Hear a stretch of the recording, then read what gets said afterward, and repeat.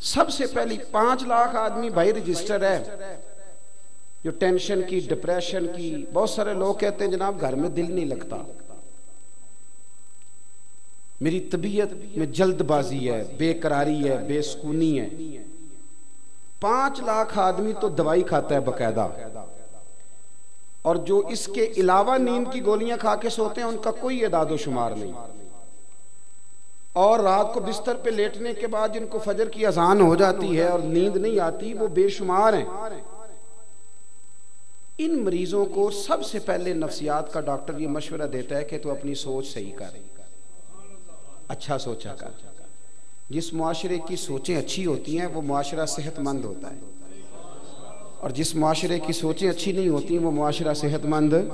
कुरान मजीद ने हमें हुक्म दिया, कहा या अय्युहल्लज़ीना आमनू इज्तनिबू कसीरम मिनज़्ज़न्नि इन्न बअदज़्ज़न्नि इस्म।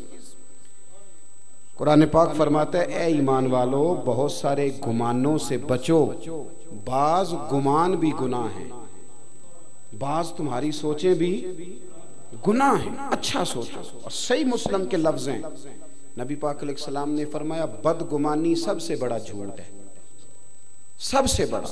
यार जरूरी है कि वो जो 2 बंदे वहां चौक में खड़े हैं वो मेरे खिलाफ ही बात कर रहे हैं, और वो जो 2 मेरे जानने वाले खड़े हैं वो मेरे खिलाफ ही। ओ भाई, मैं इतना अहम नहीं, उन बेचारों को कोई और काम भी हो सकता है, छोड़ दें। आप छोड़ें कि वो सारे मेरे ही खिलाफ है। यानी आपने क्या अपने आप को समझ लिया, आप क्या हैं?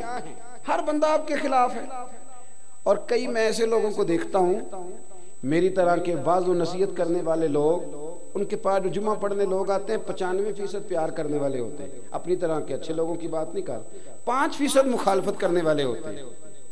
5% तो वैसे भी होने चाहिए, नजर नहीं लगती। अब सारे ही आपसे प्यार करेंगे तो काम चलेगा ही नहीं। 5% तो मुखालफत वाले वैसे भी मेरी नजर में तो सारे लोग अल्लाह रसूल को मान गए कि कुफर है अभी। तो जब सारे उनको नहीं अभी तक माने तो मुझे आपको कैसे मान जाएंगे? तो ये क्या फिक्र। अब हम क्या करेंगे? 95% प्यार करने वाले ज़हन में नहीं, वो जो 5% मुखालफत वाले, सारी तकरीर उन्हीं पे लग जाएगी। ओ खुदा के बंदे, उनको छोड़ ही दे, ज़हन में ही ना ला।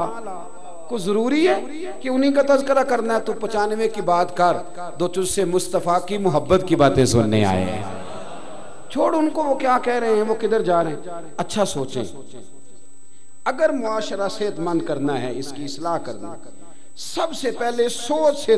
देखे ना, अल्लाह अकबर, अगर अम्मा ने बेटे से कह दिया ना कि जरा 5 मिनट कमरे में आना, मैंने बात करनी है, तो बेगम साहबा कहती है मेरे खिलाफ मीटिंग होने लगी है। तो तू तो आई है जब इसकी उम्र थी 25 साल, तो उससे पहले ये दोनों माँ बेटा जब बैठते तो तेरे खिलाफ मीटिंग करते थे। अजीब बेवकूफ़ी है ना।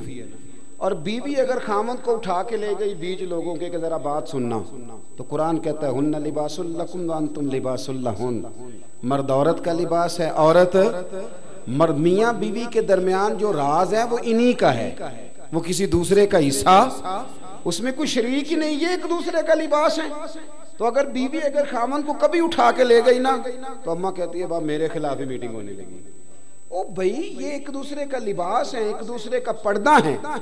हमने बदगुमानियां इतनी बढ़ा ली हैं, इतनी। मैं मुल्क से बाहर था, तो जो आदमी बाहर बैठा होता है वो फोटो और तरह की देख रहा होता है, और जो यहाँ होते हैं उनके सामने तस्वीर और तरह की होती है। कराची में बड़ी बदअमनी रही है, तो क्या कराची के लोग कराची छोड़ गए थे?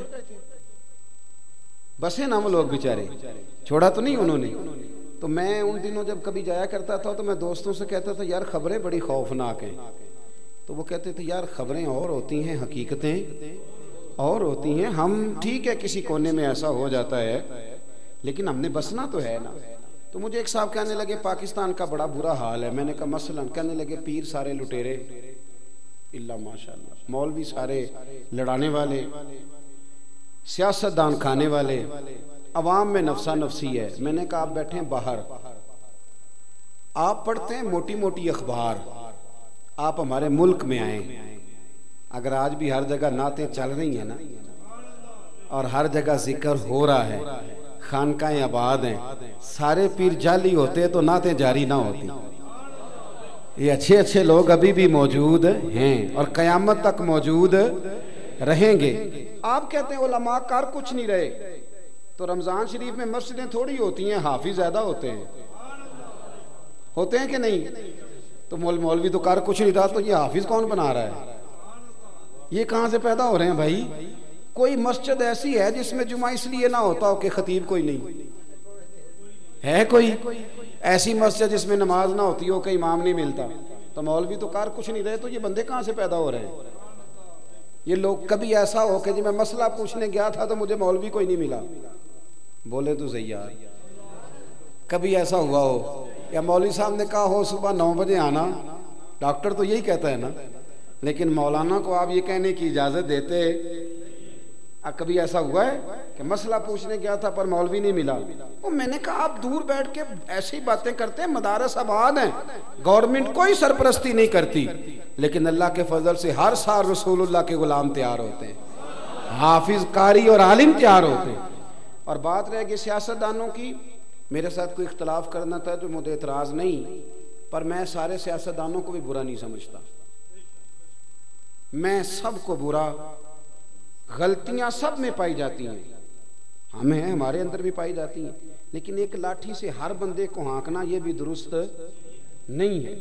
मैं बड़ी तनकीद करता हूं जहां बात तनकीद वाली हो, लेकिन खुदारा एक लाठी से हर चीज को हाँकना भी, अगर पूरी सियासी जमात के अंदर एक MNA भी ठीक है ना तो उसकी तारीफ करनी चाहिए।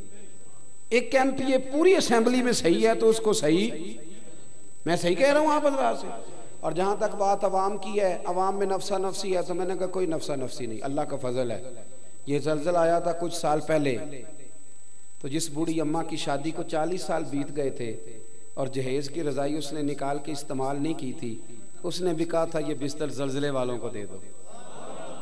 वो बेटी जिसने खुद सिलाई मशीन पे बैठ के सारा जहेज बनाया था ना, उसने भी अपने अब्बा से कहा था कि मैं 3 कपड़ों में चली जाऊंगी, लेकिन वो जो जहां सैलाब आ गया ना, मेरा सारा जहेज इनको दे दो। ये नौजवान जिनको तुम बुरा कहते हो, जिनके बारे में रोज लोग कहते हैं कि लड़के बड़े खराब हो गए, वन व्हीलिंग करते हैं, ये करते हैं, तुम्हें वन व्हीलिंग तो नजर आती है, ये नजर नहीं आता कि एक बाबा जी को खून की बोतल की जरूरत होती है और 14 लड़के लाइन में खड़े होते हैं? ये नहीं नजर आता? ये मेरी मिल्लत के जवान नहीं? ये मिलाद का मौका आता है तो झंडियां कौन लगाता है? ये शहर और बाजार सजाता कौन है? ये रसूलुल्लाह के नाम के नारे कौन लगाता है?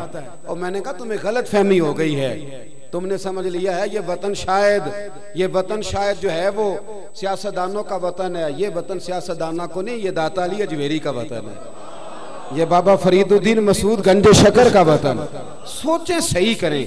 और इस पर मैं अपनी सारी इस गुफ्तगू पर एक हदीस पढ़ दूं ताकि बात मजबूत हो जाए। निसाई में और जामे तिरमिजी में मौजूद है।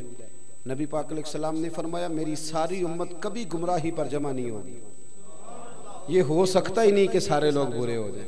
ये हुजूर ने नस बयान कर दिया, सारे लोग बुरे हो सकते। मसला ये है कि मैंने ऐनक लगा ली है ना, तो मैं अपनी ऐनक की गर्द नहीं साफ करता, मैं सामने वाले का चेहरा साफ करना शुरू कर देता हूँ। खुदारा ऐनक की गर्द साफ करें, ऐनक की, अपने आप को ठीक करें। सोच, जब आपने खड़े होकर छत पे देखना है तो बंदे बौने बौने नजर आने। मैं अक्सर कहा करता हूं कोई छोटा उस वक्त नजर आता है जब उसे दूर से देखा जाए या गुरूर से देखा जाए। करीब जाके देखा करो, आजिज़ी से देखा करो, बड़े बड़े लोग नजर आएंगे। हमारी तो मुसीबत ये है कि इश्क का अपना गुरूर, हुस्न की अपनी अना, उसने आने ना दिया हमने जाने ना दिया। हम तो इस चक्कर में पड़े हुए हैं, जब अपनी अपनी अना लेके बैठे रहेंगे। मेरे ना अभी रजवी साहब से मैंने कहा जब मैं जाऊं तो नारा ना लगवाना, लोगों को खड़ा ना करना। कहने लगी क्यों? मैंने कहा इसलिए कि वो पहले से आए तो उन्हें सजा है कि जो बंदा आए खड़े हो। देखे ना, एक बंदा बेचारा मगरिब से आया हुआ है या ईशा से आया हुआ है, तो जो बंदा आ रहा है उसके मेरी तरह के बंदे उसके दिल में उम्मीद है कि खड़े हो, तो भाई तू पहला होना सी ना। ये क्या अजीब हरकत है। और बुजुर्ग लोग बैठे होते हैं और मेरी तरह का बंदा है तो उनको खड़ा करो, और अजीबो गरीब से धक्के लगते हैं। हमारा दावा तो फकीरी का है, तो फकीरी में तो अना होती कोई नहीं, उसमें तो जो हटो बचो की कहानी कोई नहीं, उसमें तो लोग हजरत ख्वाजा बायजीद बुस्तामी